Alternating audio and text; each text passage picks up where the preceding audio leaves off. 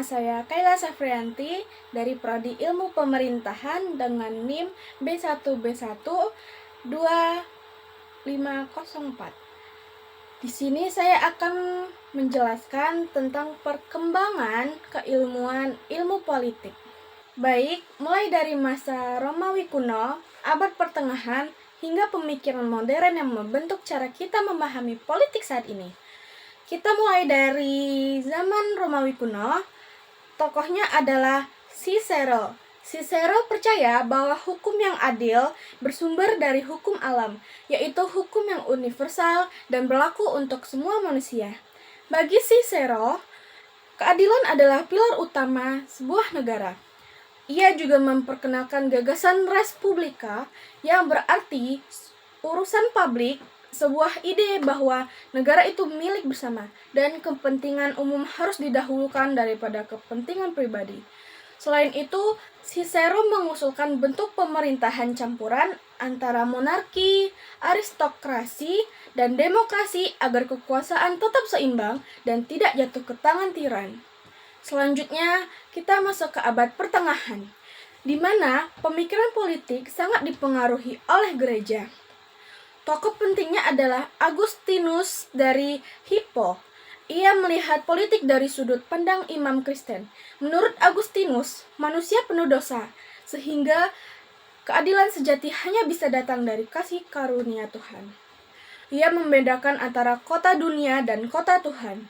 Kota dunia menggambarkan negara sekuler dan bersifat sementara, sedangkan kota Tuhan melambangkan keadilan pemerintahan ilahi yang abadi. Meski begitu, negara tetap memiliki peran yang penting, yaitu menjaga ketertiban dan perdamaian di Indonesia. Kemudian kita beralih ke pemikiran politik Islam yang diwakili oleh Ibnu Khaldun.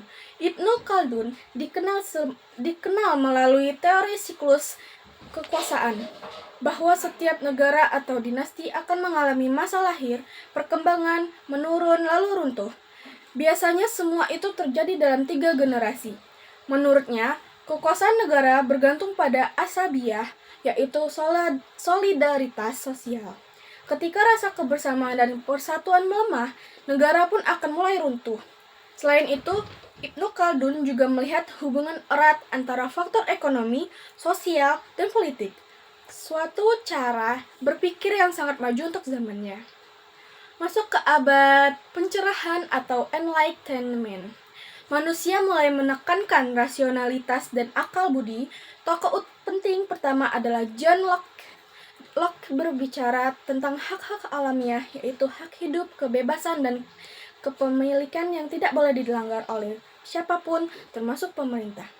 Ia memperkenalkan gagasan kontrak sosial, bahwa pemerintahan hanya berkuasa karena persetujuan rakyat dan kekuasaan itu harus dibatasi untuk melindungi hak individu. Lalu Montesquieu yang mengembangkan konsep pemisahan kekuasaan menjadi 3, legislatif, eksekutif, dan yudikatif. Ketiganya harus saling mengawasi agar tidak terjadi penyalahgunaan kekuasaan. Montesquieu juga menekankan bahwa kebebasan politik hanya bisa terwujud kalau kekuasaan tidak terpusat di satu tangan. Tokoh selanjutnya adalah Jean-Jacques Rousseau. Ia menegaskan bahwa kedaulatan sejati berada di tangan rakyat dan hukum harus berasal dari kehendak umum atau general will. Menurut Rousseau, manusia menyerahkan sebagian hak pribadinya kepada komunitas demi kebaikan bersama. Ia juga mengkritik ketimpangan sosial yang disebabkan oleh kepemilikan pribadi yang berlebihan. Selanjutnya, kita masuk ke abad modern, masa di mana muncul ideologi dan pemikiran radikal. Tokoh utamanya adalah Karl Marx. Karl Marx melihat sejarah sebagai sejarah perjuangan kelas antara kaum borjuis, pemilik modal, dan proletar, kaum pekerja. Ia memperkenalkan konsep materialisme histori, yaitu bahwa struktur ekonomi menentukan struktur sosial, politik, dan ideologi masyarakat. Dalam pandangannya, Kapitalisme membuat manusia terasing dari hasil kerjanya, dari dirinya sendiri, dan dari sesama manusia. Inilah yang disebut teori alienasi. Sebagai solusi, Marx mengusulkan visi masyarakat tanpa kelas, di mana alat produksi dimiliki bersama untuk menghapus eksploitas dan mencapai kebebasan sejati. Dari semua tokoh dan masa ini, kita bisa melihat bahwa ilmu politik terus berkembang dari keadilan dan ketertiban menuju perjuangan atas kebebasan dan kesetaraan. Setiap zaman memiliki tokoh dan tantangan sendiri, tapi semuanya berusaha menjawab satu persatu pertanyaan yang sama. Bagaimana menciptakan masyarakat yang adil dan stabil? Itu dia penjelasan singkat dari perkembangan keilmuan ilmu politik dari masa Yunani kuno hingga masa kontemporer. Terima kasih sudah menyimak.